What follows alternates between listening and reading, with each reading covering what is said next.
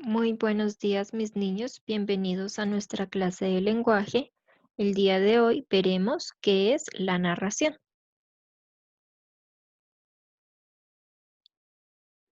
Bueno, la narración consiste en contar una historia, ¿sí? Esa historia puede ser real o ficticia.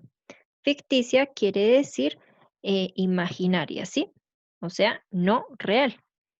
En estas historias se busca, o en esta narración, se busca relatar los sucesos de manera ordenada y también involucrando a unos personajes.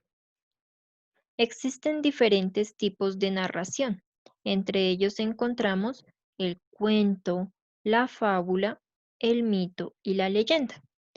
Estos tipos de narración los vamos a ir viendo después, poco a poco, en nuestras clases. La narración se caracteriza por tener diferentes partes. Vamos a ver entonces cuáles son aquellas partes que lo componen. Encontramos el inicio.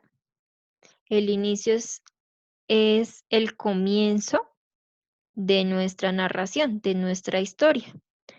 Y en ese inicio se dan a conocer los personajes y también su situación, es decir, cómo son esos personajes o qué sucede con esos personajes, ¿sí? En el inicio hasta ahora sabemos cómo va a ser esa historia.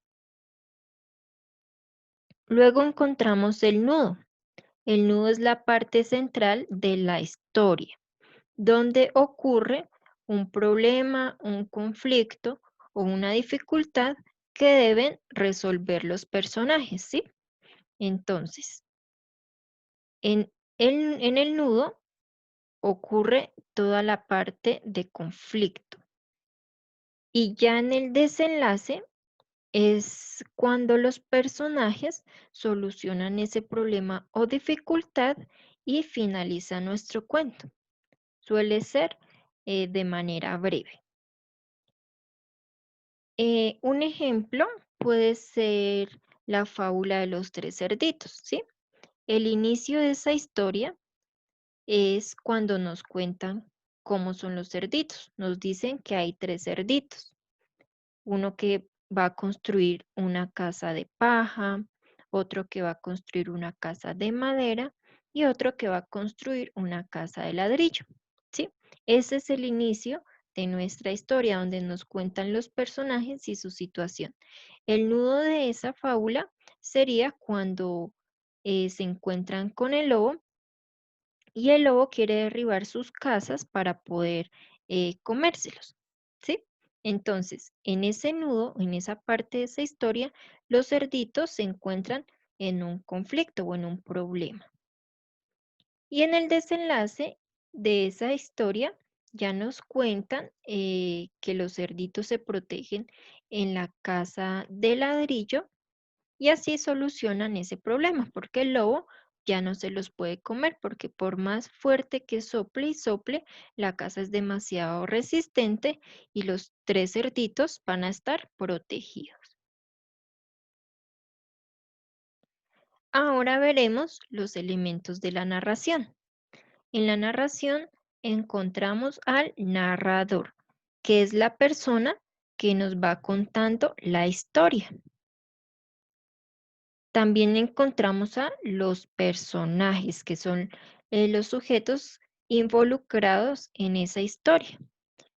Los personajes se pueden clasificar en principales y secundarios. Los personajes principales son los que tienen mayor relevancia o mayor importancia en la historia, ¿sí? Los que más se nombran en nuestra narración. Y los secundarios son los que no tienen un papel muy relevante, ¿sí? Y que puede que si quitáramos a esos personajes de nuestra historia, la historia no cambia, ¿sí? Porque no son tan importantes en la narración. Y por último encontramos otro elemento que es el lugar. El lugar es aquel escenario en donde ocurre la historia, que también puede ser real o puede ser imaginario, ¿sí? Real puede ser como algún lugar que conozcamos o imaginario puede ser en un planeta que se cree, ¿sí? Que no exista, ¿sí? O algún otro lugar que sea inventado, que sea creado, que no exista en nuestra cotidianidad.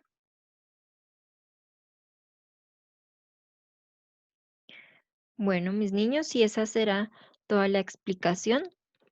Las actividades que vamos a realizar es, primero, escribir la información que acabo de enseñarles y explicarles en la presentación en nuestro cuaderno de lenguaje.